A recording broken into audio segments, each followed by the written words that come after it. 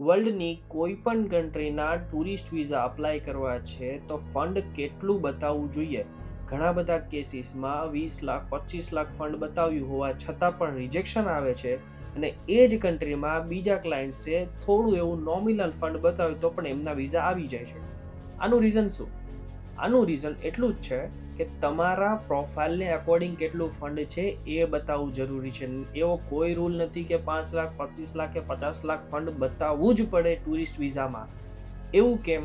કે તમે જેટલી ઇન્કમ કરો છો, તમે જેટલું આઈટીઆર પે કરો છો એના અકોર્ડિંગ તમારું ફંડ મેચ થવું જોઈએ. ઇમિગ્રેશનની અંદર તમારો ઇમિગ્રેશન ઓફિસર એ ચેક કરે છે કે તમારી પ્રોફાઇલ કેટલી જેન્યુન છે, તમે કેટલી ઇન્કમ કરો છો ને એના અકોર્ડિંગ તમે કેટલું ફંડ બતાવ્યું છે.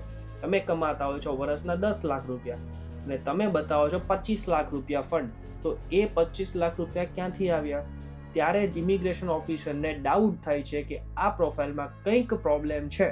એટલા માટે ફંડ વધારે બતાવવું તો પણ પ્રોબ્લેમ છે, અને ફંડ ઓછું બતાવવું તો પણ પ્રોબ્લેમ છે. એટલે એક્ઝેક્ટ ફંડ અને વિઝા રિલેટેડ તમારે કોઈ પણ માહિતી જોતી હોય તો આજે જ ફ્લાય ટુ સ્ટડીનો કોન્ટેક્ટ કરજો અને કમેન્ટ કરજો વિઝા, એટલે તમને બધી જ ઓટો રિપ્લાય મળી જશે. પણ ફોલો કરશો તો જ તમને રિપ્લાય મળશે.